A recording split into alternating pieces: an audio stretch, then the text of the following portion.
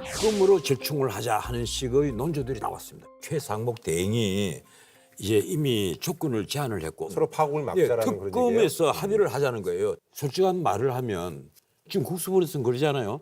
마약범 잡고 조폭 잡는 경찰 1,000명에다가 그리고 기동호에서 움직이는 경찰들 2,700명, 네. 3,700명이 공격을 한다. 이 공성전이 벌어지는 거예요. 성 하나 놓아놓고 이쪽에 지키는 사람 한 200명대 경호처는 이번에는 가스가 박혀가 있는 철조망을 구해갖고 다 차 사이에 다 박아놨어.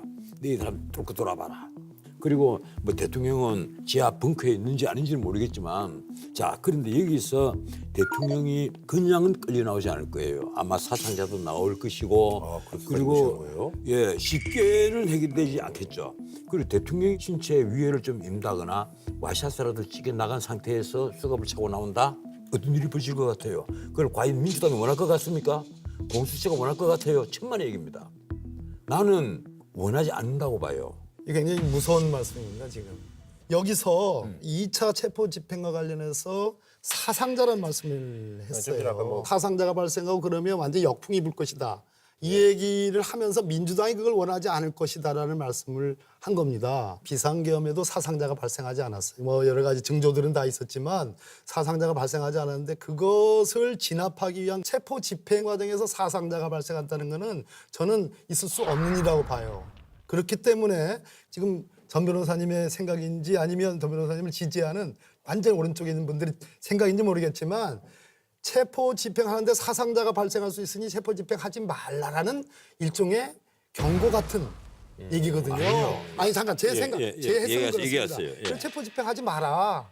그러면 결국은 만약 2차 체포 집행 하명은 윤석열 피의자를 지지하는 그 아스팔트에 있는 그분들까지 포함해서 사상자를 유혈 사태를 발생할 수도 있을 정도로 격렬하게 정하겠다는 것을 원하든 원치 않든 저는 그것을 선동하고 있다는 말씀으로 얘기 안 할 수 없는 거고 그래서 결국은 특검으로 가자. 이 얘기는 절차를 최대한 지연시켜가지고 탄핵이든 형사 절차든 모든 걸 다 지연하겠다. 그래서 지금의 국정 불안전 상태, 제2의 내란 상태를 계속 유지하겠다라는 말씀밖에 안 들리는 거예요. 이거는 잠깐만요. 이거는 곤란하다. 이거는. 얘기는 내가 두 가지만 얘기를 할게요. 우선 지금 이 내란 상태가 계속되고 있다 이렇게 표현을 했잖아요. 예, 그렇습니다. 지금 내란 상태입니까? 그렇습니다. 아 거기에 대해서 자 예. 내가 박봉하고는 정말 생각이 차이가 예. 커요.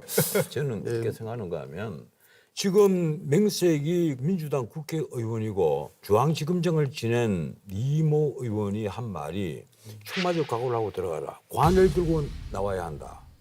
거기서 말이죠. 경호처 직원들이 총을 가지고 덤빈다. 가슴을 열고 쏘라 가십시오. 관을 들고 나오겠다는 심정으로 결기를 보여주시기 바랍니다. 그렇게 하는 얘기 들었죠? 예, 뭐저제 그게 뭘 의미하는 겁니까? 관 들고 나와라. 그 무슨 살인 교사한 거예요? 그러면 그걸 듣고도 민주당에서 아 그래서는 안 돼. 지나치다. 그 징계해야 돼. 이 말을 하는 국회의원들 지금 아무도 없습니다. 그거 어떻게 된 겁니까? 그리고 오늘 박지원 의원이 수갑을 채워서 끌고 나와야만 우리나라 국격이 회복한다. 이 말을 했어요. 내가 깜짝 놀랐습니다.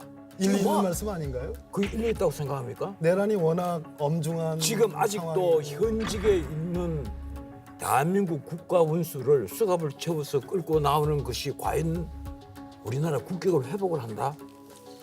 전 이 변호사님, 시각의 차이는요. 전 변호사님 누가 국가원수입니까? 잠깐만요. 지금은 직무가 정지된 대역죄인으로 지금 되어 있는 거고 나라의 불안정을 가장 많이 초래하고 있는 저는- 장본인이 윤석열 피의자 아닙니까?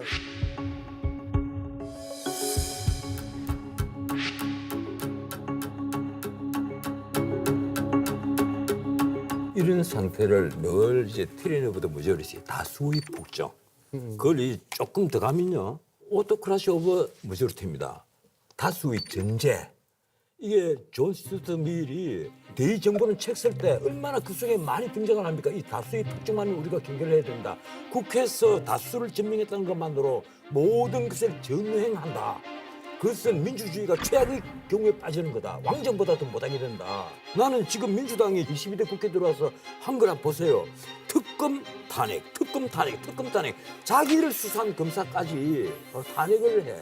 이걸 우리가 어떻게 이해를 해야 됩니까? 그것이 윤석열 피의자의 소위 내란죄를 글쎄, 일으킨 잠깐 한마디만 딱 동기죠. 할게요. 동기죠. 한마디만 딱 거기에 동조하시는 거는 아니 저는 동조 안 합니다. 동조를 안 그것이 하니까 내가 윤석열의 주장이고 논리였습니다. 그래서 군 경력을 1,600명 경찰 특별병력을 3,700명을 동원해가지고 총을 들고 5만 2천 발의 실탄을 가지고 그래 내가- 국회로 쳐들어가고 제가- 중앙선관위로 쳐들어가야 되는 것이 마땅합니까 그게? 제가 늘 하는 그런다고 그래서 이랬어 이게 난 그런 얘기를 했어. 이번에 윤 대통령이 비상계엄 선포를 한 걸 두고 군의 병력을 움직인다는 것이 무엇인지를 잘 모르는 거예요. 일단 이런 생각을 하는데 뭐 경우가 어떻든 그 이재명 대표가 지휘를 하고 있는 민주당이 탄핵을 29번 했고 그리고 13번이 탄핵 소추가 통과가 돼서 헌법재판소에 계류가 됐습니다. 그런데도 그걸 다수의 폭정, 다수의 전제가 아니라고 우리가 얘기를 하는 겁니까? 그건 아니잖아요.